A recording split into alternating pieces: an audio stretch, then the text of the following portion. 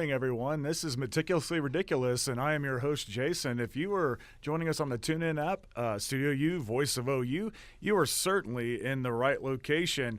I'm happy to have you all listening today. This is my second show, so hopefully we'll do better than the first. You know, the first one's always a little nerve-wracking, but certainly we will get to better times, hopefully, along the way. This is my power episode. I not only like to entertain, I like to kind of educate along the way. So there will be a lot of, I think, knowledge, because knowledge is power, as we know. So hopefully I'll be dropping some of that today for all of you. But again, thank you for joining us this morning. Kind of a beautiful day. I think we're going to be warming up today finally, and no fog here this morning in Norman, Oklahoma, where we are broadcasting from in the first floor of the Student Union here on our beautiful OU campus. So I said knowledge is power. I'm going to give you some things to think about today. If you joined me last week, I talked about the Mandela effect and, how a lot of people believe in not necessarily alternate realities, but many people believe things that are actually wrong because for some reason our brains have played tricks on us and we have just started to believe things. But this week we're going to move along on some things. There is a thing going around the internet. I think it's been on there for a little while, but it's called Today Years Old. So like you are the age that you are now and you just discovered things that maybe should have been common knowledge long before you discovered this, but your eyes have been opened. It's a whole new world for you because of this new knowledge that you have discovered. You almost feel like you're the first one to discover it, but I promise you are not alone in these epiphanies or these aha moments as they were. So I'm going to try to enlighten you some things today. Some of these are my own. Some of these I have gathered because I think that they're funny and entertaining, and something that I think a lot of us maybe should know and just either haven't been taught or just have not paid attention up until now. So, last week I paid a little homage to Sweet Victory, the SpongeBob song that should have maybe gotten more airplay there on the Super Bowl. But the first one I have for you, for those of you that have watched that show for many years, or maybe did for many years, maybe not currently, but have seen a lot of episodes, that I'm going to have you picture the Krusty Krab, the restaurant that SpongeBob and Squidward and obviously Mr. Krabs works in. I want you to picture that. Have you ever discovered, or did you ever discover, that is actually a crab trap? Yeah, it kind of blew my mind too. I had never paid attention, had watched SpongeBob all those years ago, and never thought that was what that was. But that is actually a crab trap. Something else that a lot of people you would think know, but is something that some people are just now discovering. Of course, I'm a student, and we have students all around here, of course. And I am not a math person. I will fully admit I am not a fan of math. I don't think, trying to do these things in my head doesn't always end well. Thank God for calculators and the like. But something about the division symbol. Most of us know that, you have a line and then you have a dot on top, a dot on the bottom. Some people have just discovered that those dots are actually the placeholders for a numerator and a denominator. That's what the division symbol is, and they were actually blown away that is what that actually stood for. They just thought it, how things are made up and everything else, that was just the way it looked. But the division symbol is actually the placeholder for a numerator and a denominator in a fraction. So that's another thing that people are just now discovering. Okay, now this goes back a ways because I was raised on chicken nuggets and French fries. The brand Ore-Ida, I'm an Okie. Forgive my pronunciation if that's not how you pronounce it. I tend to butcher words sometimes, but hey, no apologies. That's just how I speak. But Ore-Ida is actually short, or the shortened version of Oregon, Idaho. So the two states that produce Ore-Ida French fries and tater tots and everything else that they have in your frozen food section, that is actually the short term for Oregon, Idaho. That's another that is one I actually did not know. And I should know because, like I said, I was definitely raised on chicken nuggets and French fries, and I still, live on that till this day because that's still one of my favorite things to eat. Now, this one's going to go even further back. Most of us have seen juice pouches.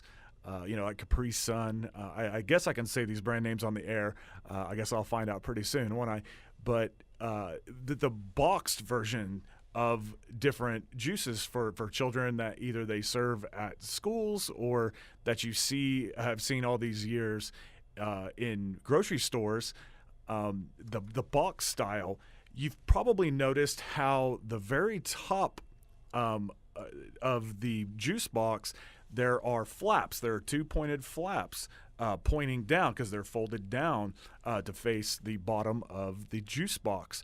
Well, actually, those are meant to they're glued on, I believe, but they're just glued enough to where you should be able to flip those up. Those are actually meant as handles, so children or adults, because some of us are children still, and we like our juice, of course. But those are actually meant to be handles, so drinkers of these juice boxes do not squeeze all the juice out of the juice box and create a mess. That is one I did not know. Again, it's a design that we've seen probably most of our lives, and we remember our juice fondly, but I have never, ever heard that was the intent or the reason why those juice boxes have those flaps on the top sides of that. They're supposed to flip up. You can hold it with both hands, and that way you are not creating a mess when you drink your juice. I mean, for me, that is a godsend. And not that I drink juice boxes all the time, but I tend to be a messy person sometimes, so that is certainly a godsend when it comes to that. Now, I'm a huge fan of wordplay, and I probably dabble in it maybe a little too much, and people probably get a little agitated sometimes. But I do like wordplay. I don't necessarily say I'm a fan of cliches. I'm definitely a fan of puns, but old sayings that we, maybe not always knew the meaning of, or just something that has been around for a very long time. The term "hold your horses." We've all heard that. Hold your horses. Obviously, it goes back a ways when there were, people actually rode horses all the time before automobiles and things like that. But holding your horses, the reason why you are told to hold your horses, because you are not stable. So horses, stable, kind of an interesting wordplay there that I think I probably knew once upon a time, but, those things kind of get lost over the years, things like that. But I thought that was very interesting.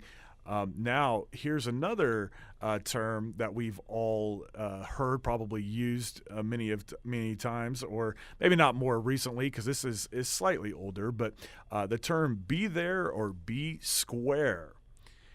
The reason why that term has been used. Now, we know the term square back in the day was deemed for a prude, or somebody that did not party, or somebody that was more conservative, things like that. So they were considered squares. But the term "be there" or "be square" is used because you are not a round.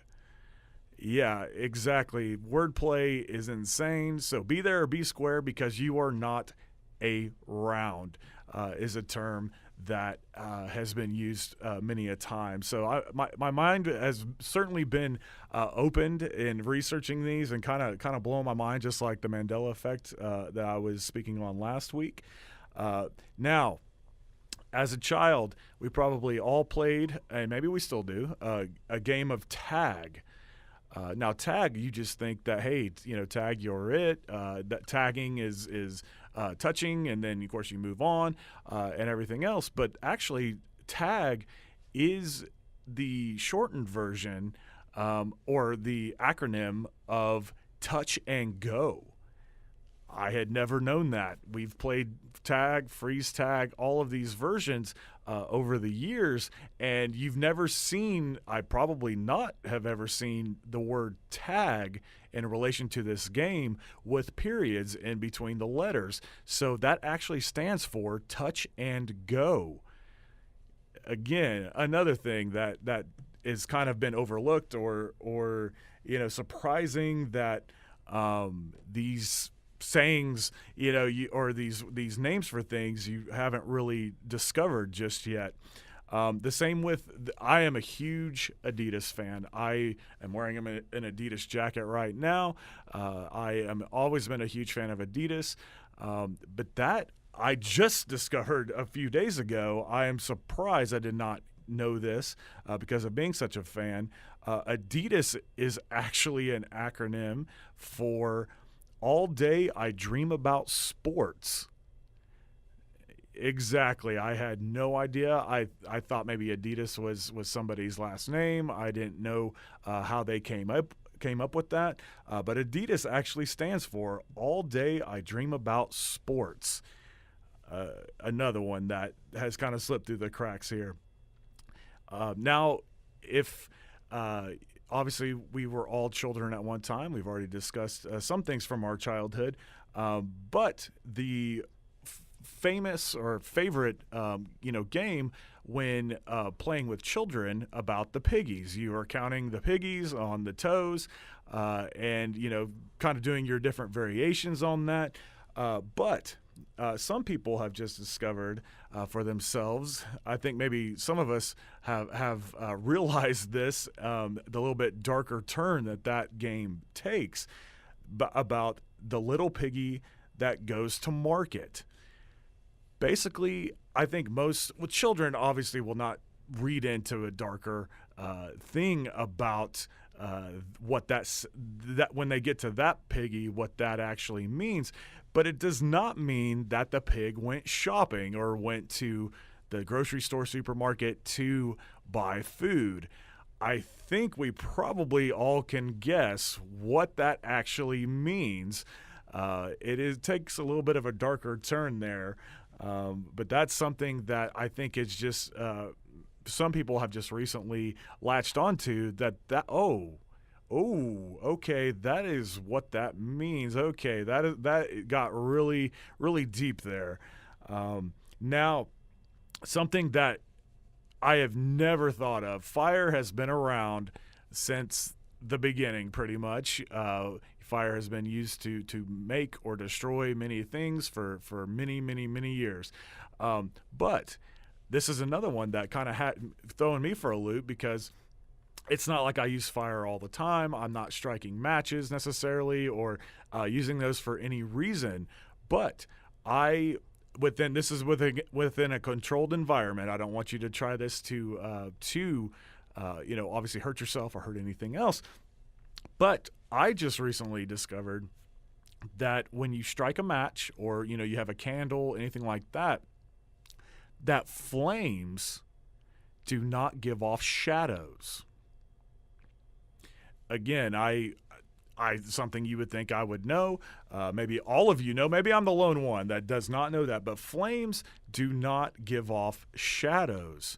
So the next time that you are, again, safe, I don't want you trying something that you should not be trying.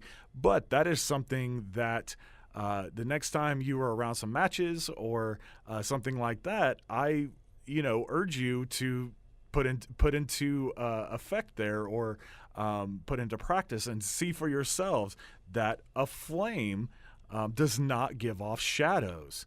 That kind of threw me for a complete loop there. Now, this one's a little bit more fun. Actually, my next two I think are a little bit more fun. There's a long, old song called The Monster Mash. And I want you to think about the lyrics. You know, it hits around Halloween time. We kind of hear that song on the radio or maybe played at Halloween parties, things like that.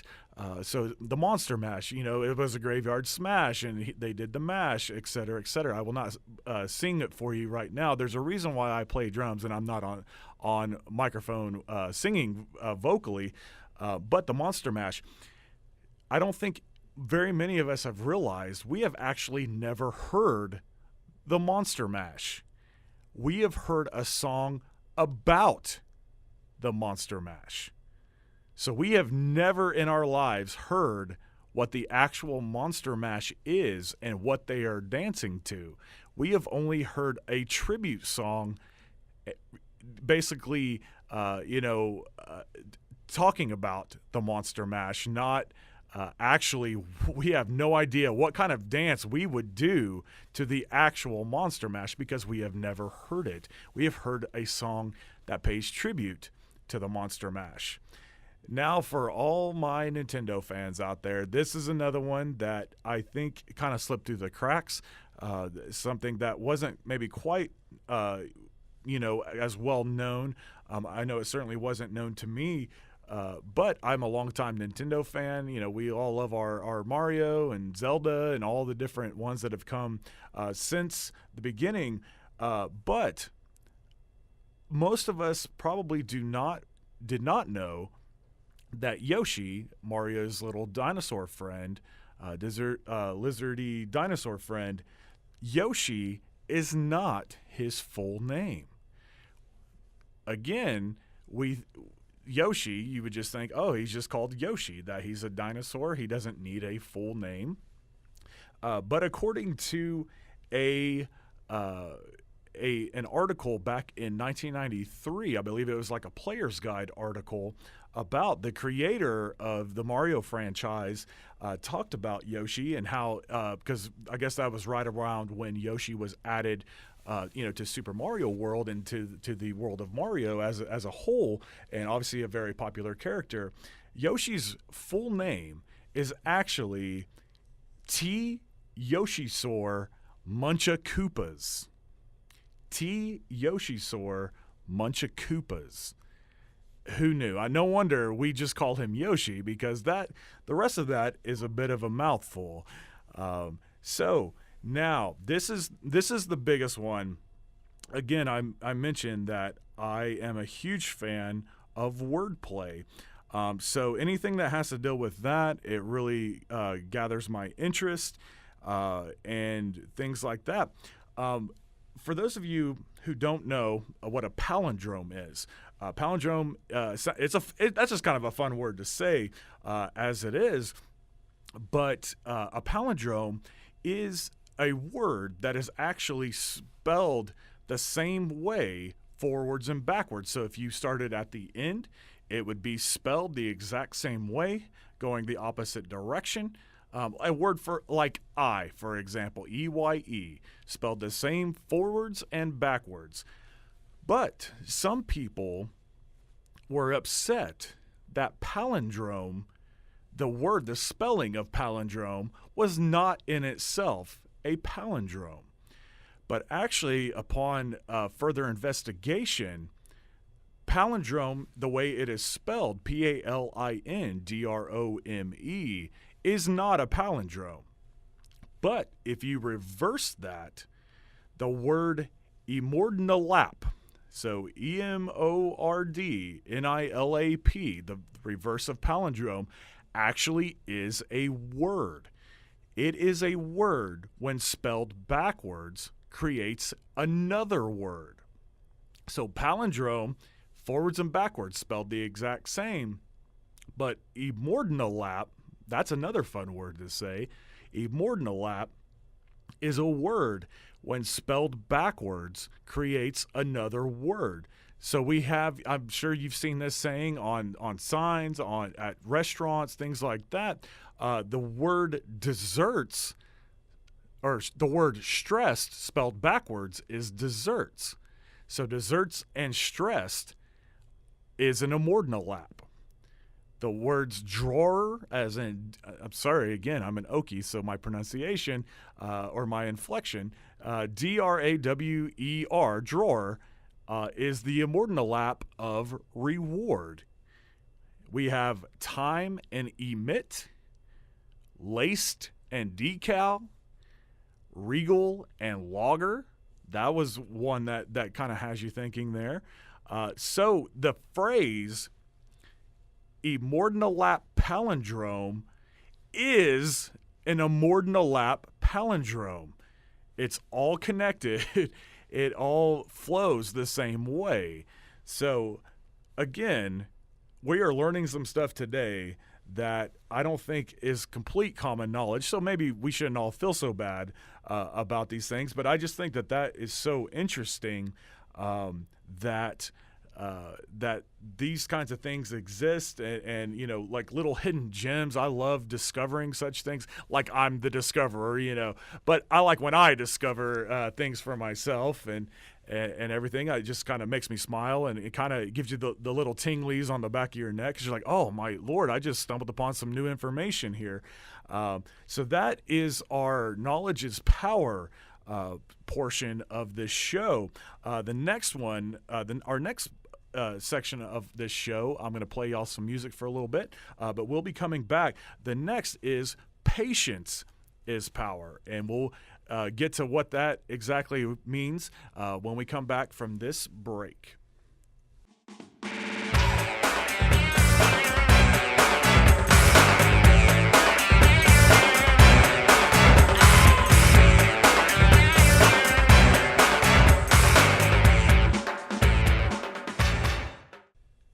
Welcome back to Meticulously Ridiculous. This is your host, Jason, and thank you for joining us on StudiOU Voice of OU. Now, my first segment, as I said, this is my power episode. So our first segment dealt with knowledge. So knowledge is power. We've all heard that saying before. This next section is patience is power. So I'm going to test your patience, which I probably already am. You're listening to my show, and I tend to go off on tangents sometimes and chasing rabbits.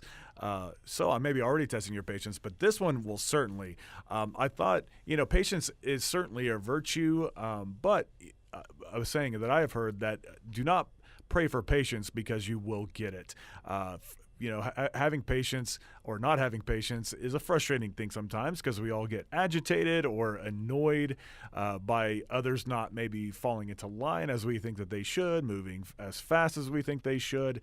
I think the only time one of the only times that I really struggle with patience is driving. I am a commuter, and I certainly have my fair share of annoyances on the road, but I'm going to list off some of these interesting or funny pet peeves that people have admitted to, and I'm going to try to probably test your patience. So please try not to get angry while I'm talking about some of these, because I can guarantee that some of this will hit a little close to home. Maybe you've thought these same things about people and what you think that they should be doing. But these are some pet peeves that people have admitted to that I thought were pretty spot on, because I could probably relate to quite a few of these as well.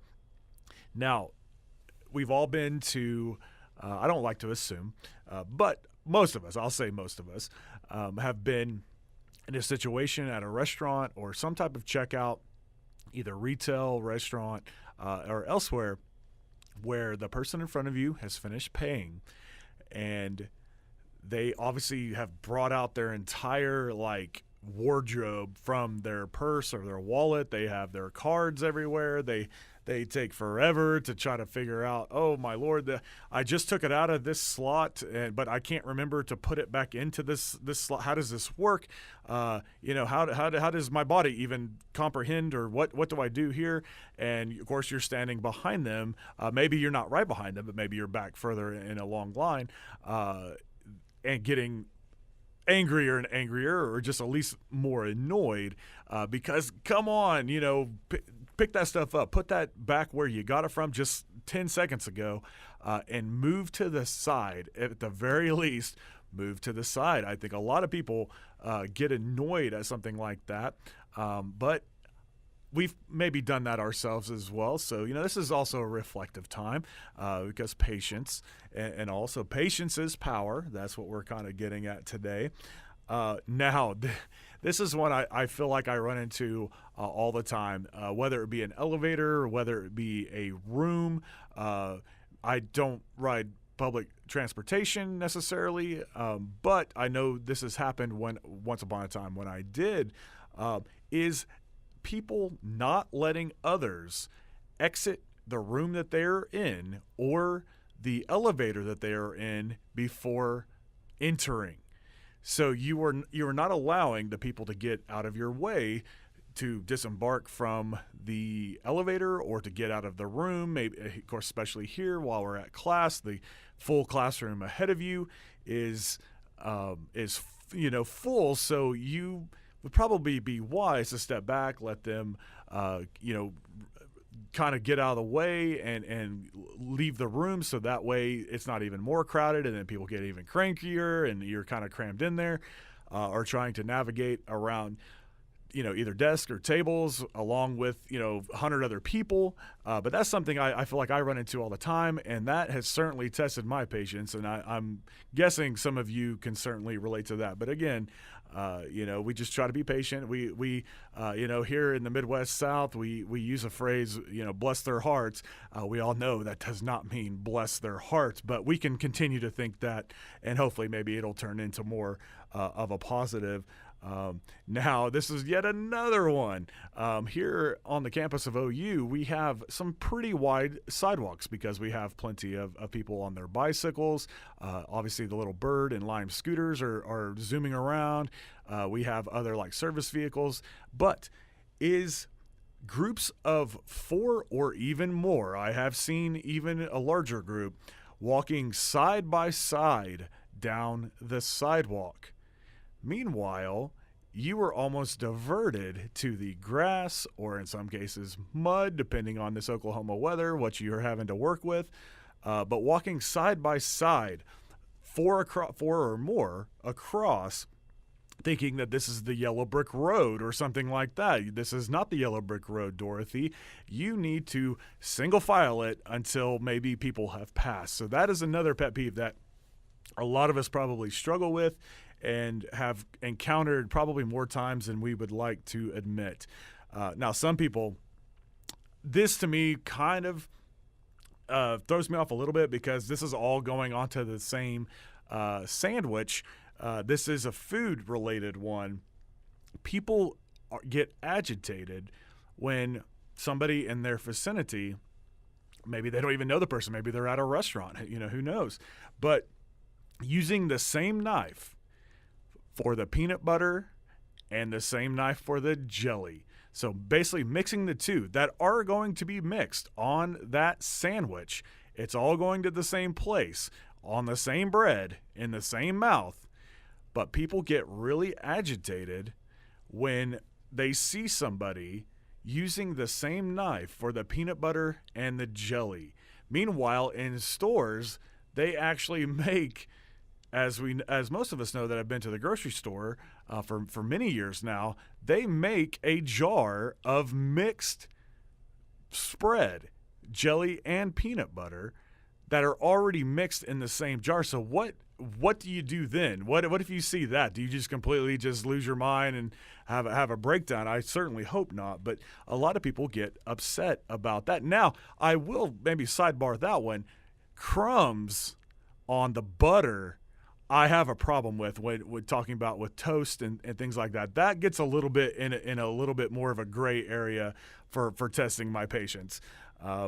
But okay, this is another one. We are in the technology age, of course, and most of us use email daily and probably receive a ton. Maybe not send out as many, but we have to get in contact with somebody important. Whether it be a professor, a boss. Maybe just a coworker, something like that, even a friend.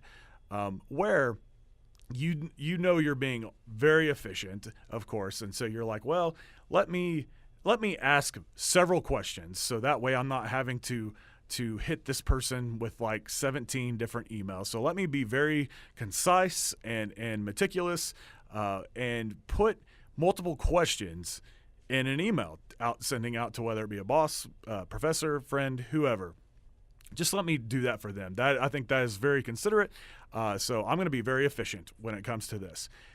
So you do all of that. You put multiple questions on there because you need multiple questions answered. That's why you're asking questions, of course. So you send it out, and the response may not be immediate because, as we know, some people don't get to their emails for a while, maybe days after they first received it. But you've asked multiple questions. You've been so considerate. But then, ding, okay, your phone or your laptop, whatever you're viewing your email on, ding, you got a new email. Oh, okay, it's response to what I sent out. Awesome. I'm getting ready to be hit with some information here that I really desperately needed. I've asked several questions, so I kind of expect that in return. Hopefully my answers are coming. You open the email, and they have only responded to one of your many questions. That is that's, I think, a little bit more than a pet peeve, especially if you've been considerate enough to be concise and mainstream what you're sending somebody. But a lot of people do have problems with that situation, especially when you've been the considerate one. And then they send back, or that's the same, I guess, in tech speak as sending back K, the letter K. I guess could not be bothered to add an O, an A, and a Y to that, or even an O to the front of that. But I believe that's probably almost equivalent to that, but a lot of people have major, major issues with that. Now, this is another one that I've probably never realized that maybe this irks me as well, because maybe I don't pay attention quite as much, but there is a feeling, and a lot of people kind of agree with this. I saw this one online here recently, and a lot of people kind of chimed in on this, how rude it is to whisper. A lot of people, their hearing is more attuned to lower notes, so they find it completely overbearing and more distracting than if somebody was talking to another person in a full volume voice. Maybe not shouting, obviously, with you're indoors, use your indoor voice, but a lot of people get angry when they hear whispering. Now, for so long we kind of equate being silent or whispering with the library and things like that, but a lot of people, I would say probably thousands of people, get annoyed when people actually whisper. They think that is more disruptive because their hearing, the way their hearing is attuned, it is more distracting to them, and their ears just latch onto it, and they cannot proceed to continue to do what they are doing because it is such an annoyance to their hearing. So I thought that one was pretty interesting. I don't think I've really caught on to that one or maybe paid attention as much, but I can see people's. But again, we're trying to build patience here. Not everything, unfortunately, will go our way at all times. But as we know, life is not Burger King. We can't always have it our way, of course. The saying, or when somebody's in a retail situation and they're wanting to buy something, this is probably more for retail workers. Their annoyance at this, but the consumer is looking for something, maybe found something that they wanted, and of course there's no price tag. So using the term, well, this must be free, don't do that. I fully agree. I've worked in retail for a long time. That is certainly not something to use frequently, if at all, because that is going to probably end up in the employee wanting to toss you bodily out of the store because they have heard that before. I don't think that you were the first or the cleverest to use this. Now, something I'm gonna slide over a little bit. This is something that I will admit annoyed me, and maybe because I'm not a particular fan of this person, but there's some big talk here recently in the entertainment world, and I don't know how serious it is, and I kind of hope it's not. But there is some big talk that the actor Robert Pattinson, who we most of us know from the Twilight series, he played Cedric Diggory on the Harry Potter series. Famous. I believe he's British. He's very famous, but he's very eccentric, I believe. He's starting to maybe go towards more the Johnny Depp side of things, for lack of a better term. But there is big talk that he is in line to play the next Batman incarnation. When I first read that, I about lost my crap. I was like, what in the world are they thinking that this sparkly vampire actor is even in the neighborhood of playing Batman? Now, I have no idea the validity or how deep those discussions are, but I believe that is serious talk. So that's maybe just a pet peeve this week. I don't know how serious that's going to get or anything like that.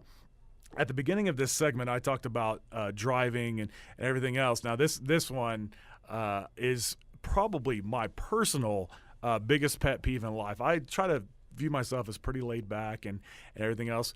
For the love of everything, please use your turn signal on the road.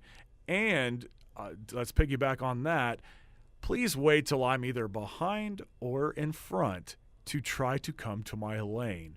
But no use of signals is my personal biggest pet peeve. But again, I'm working on patience. That's what this segment is about. Patience is power. So I am personally trying to work on patience, and I hope that a lot of you are as well, because that is a virtue. It becomes increasingly tough to practice patience because we are in a now society, and we want the things the way we want them, and we want them immediately, quick payoff and things like that.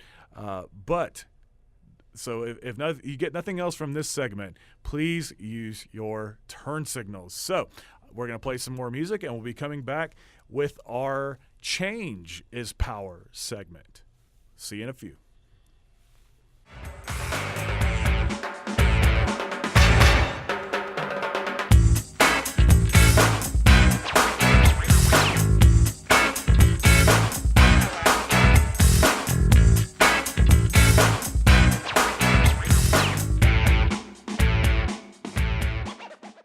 We're going to get into our Change is Power part of the show.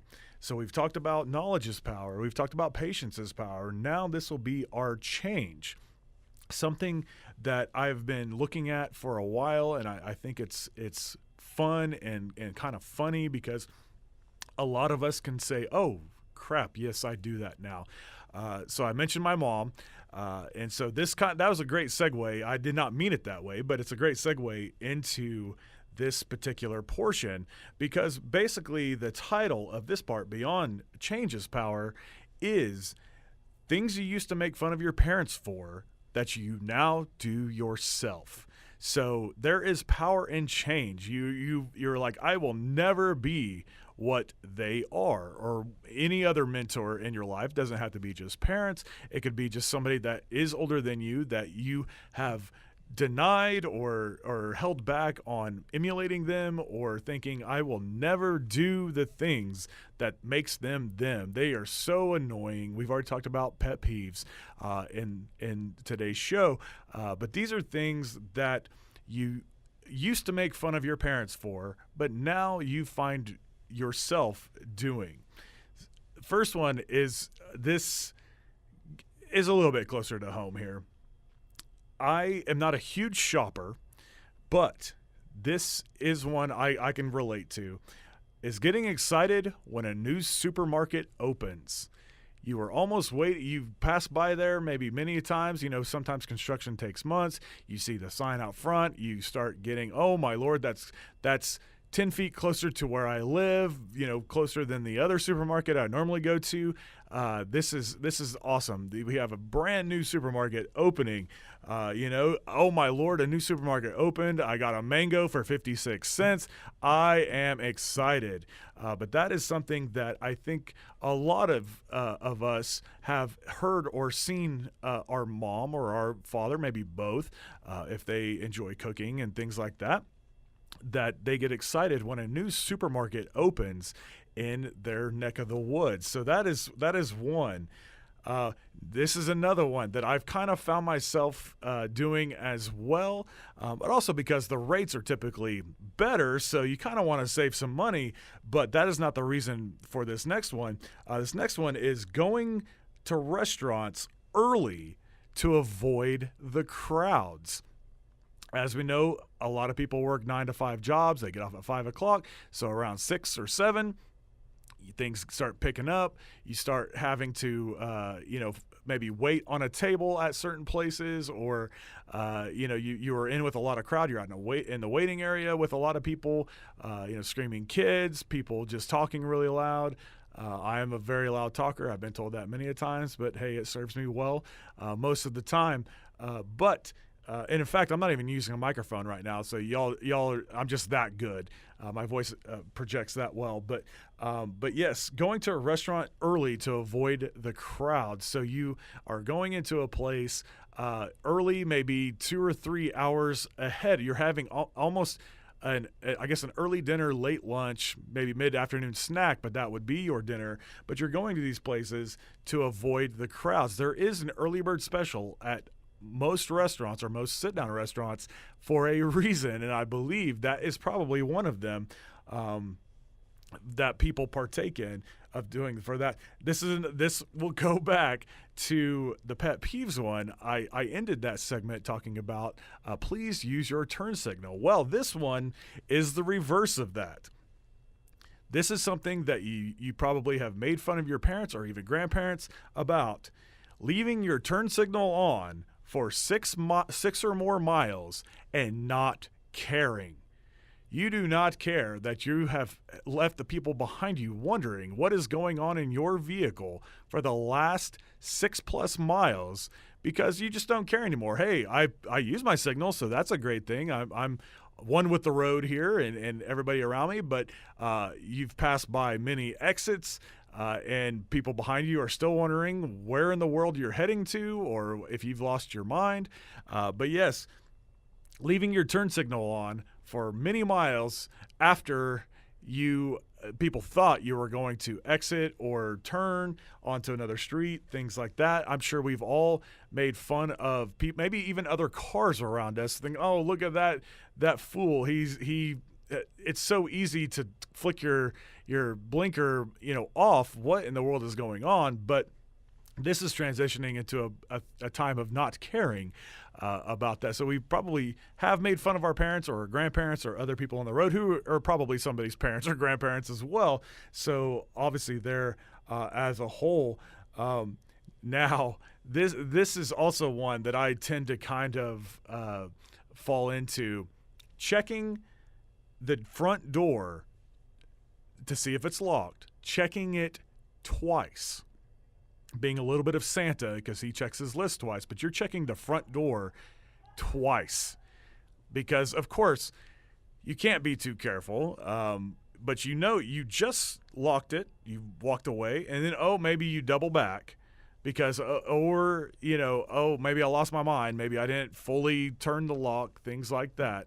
But you've doubled back to double check that you've locked the door. So that's something else that people probably have made fun of their parents for, or probably maybe sent you to go do. They locked it earlier, and then now they're sending you to go do that themselves, or for you to go do that for them.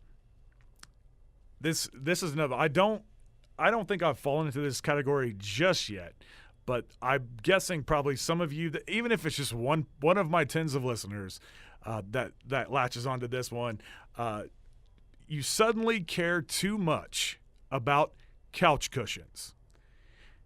I don't know what is the deal with parents and couch cushions, but you will go to their house or even still living in their house, and regularly you will start seeing more accumulation of different cushions that are just purely an aesthetic. They are purely for show. They are not functional in any way.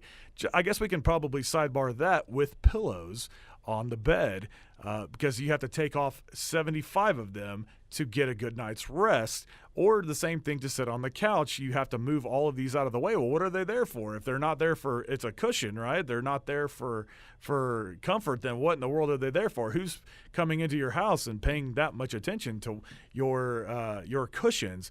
But that's another one that people have kind of started to transition into. You used to make fun of your parents, and maybe still do, but then you will discover that you are also accumulating as many couch cushions. Now, this is probably another one for especially if you live in a neighborhood with or with houses. If you're not living in an apartment, I don't think it's quite as prevalent, of course. But you envy other people's lawns.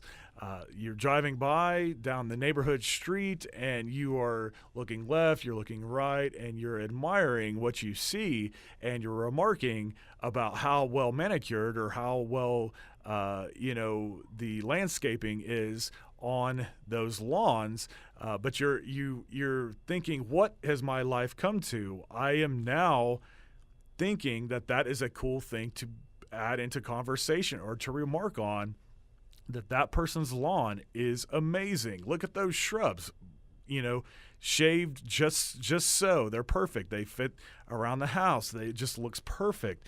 But you are now concerning yourself with what other people's lawns look like, not just the one in your yard.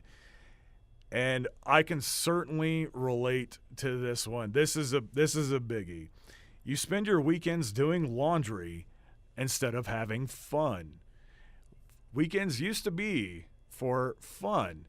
When we were younger, we had 5 days of school, and weekends were all about not going to school and having a time to yourself. You can go to church on Sunday, maybe hang out with friends on Saturday, play sports, do whatever you're going to do. But now, as a college student, as transitioning into further into adulthood, you've probably always not necessarily made fun of your parents for doing the laundry on the weekends, but that's just when things were done. But now you are in charge of your own laundry, and so that has become your time to do that as well. So that is also one that is something we've probably made fun of our parents for, or things like that we have now found ourselves beginning to do. So change is power, knowledge is power, and patience is power. We all have the power to decide how we react to things in our lives. I think being very knowledgeable, learning things along the way. If you're not learning, you're probably dying. So learning along the way is really good. Patience is certainly a powerful thing. Like I said earlier, if you don't pray for patience, because you will certainly find it, you will certainly be given it. And then change, not being afraid to change. It's funny how when you live long enough, you start seeing things, cycles. You see them come back again. Everything's kind of on a wheel, I guess, as it were, because it always kind of spins back around to that.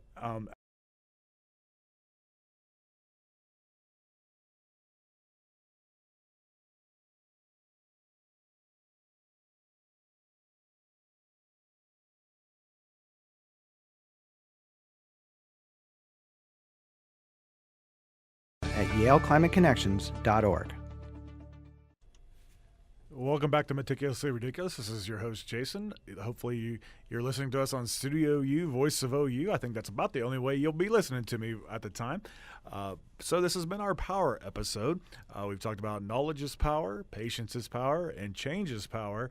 So this last little bit, I believe confidence is power. Being confident in yourself, things like that. It's sometimes kind of tough because the world can kind of wear you down. Other people can kind of make you feel less than sometimes, but being confident, of course, is a very powerful thing. There is something, this is pretty legitimate. I did a little bit of research, and because I thought it was a joke, but this is a pretty legitimate thing going around, a movement going around. tomorrow, as we know, February 14th is Valentine's Day, or for people like myself, Single Awareness Day. We know it's as soon as Christmas is done, we start seeing the Valentine's decorations and candies and other things, presents and stuffed toys and everything else on the shelves almost immediately. Probably about 2 days after Christmas, it seems like it's bumped up every year. It seems to hit the shelves a lot quicker, a lot earlier. But there actually is a movement to, instead of, because Valentine's Day is kind of exclusive. People can celebrate Valentine's Day that are not in a relationship, but as we know, it's kind of the love holiday, as it were, or again, Singles Awareness Day. That's what I'll be celebrating tomorrow. And of course, there's Galentine's Day, which women friends they can share that with each other, and they will go out in groups, and that sounds like a whole lot of good times and everything as well. But there's actually a serious movement that instead of celebrating Valentine's Day, that seems to some a very outdated thing to celebrate, because I guess love is overrated. Maybe, I don't really know. But there's a serious movement that instead of celebrating Valentine's Day, that people would like to celebrate a second Thanksgiving, because they believe that thanks should be given a lot more throughout the year. And also, it's another excuse to stuff our faces, of course, because Thanksgiving is truly a wonderful holiday where not much is expected of us, except maybe the ones that are in the kitchen cooking, of course, and cleaning up. The cleanup, I think, is worse than the cooking most days, of course. But there's actually something that people are trying to promote and to get moved and maybe broadened, and maybe more either restaurants or things like that out there, businesses to promote instead of Valentine's Day, that is seemingly outdated and kind of just kind of past its prime, as it were, where you're expected to buy gifts for each other and do something romantic when you probably should be doing those things throughout the year as well. I'm not one to judge, but that people would like to celebrate a second Thanksgiving. Probably, I'm guessing most people are saying that because they'd like to have another feast in the year, but I do believe there is a large population of that group that want to promote that because of offering thanks. Whatever you believe, whoever you're thanking, but whether it be each other, whether it be a higher power, but that is something that a lot of people are latching onto. So I'm very interested in how many of my tens of listeners, hopefully there are some on this campus, because that would be the only way that you could. I'm going to play another block of music. I am here in StudiOU in the lobby, the ground floor of the Student Union here on our campus. I would like to get y'all's take. I would like some votes. I would like to hear whether or not you would say keep Valentine's Day as is, or if you're fully on board with doing away with Valentine's Day and voting to enact a second Thanksgiving, which I guess it would be a first Thanksgiving, right? Because February comes before November, but it would be considered a second Thanksgiving. So you can come by, flash whichever one you're voting for, or mouth it to me through my lovely fishbowl window here. But I'm serious about knowing what y'all think, because I think that's actually a pretty good idea to enact that.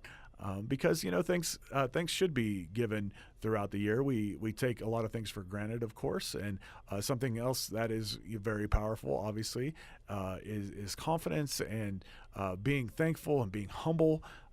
Things like that. So I'm going to give you the next few songs.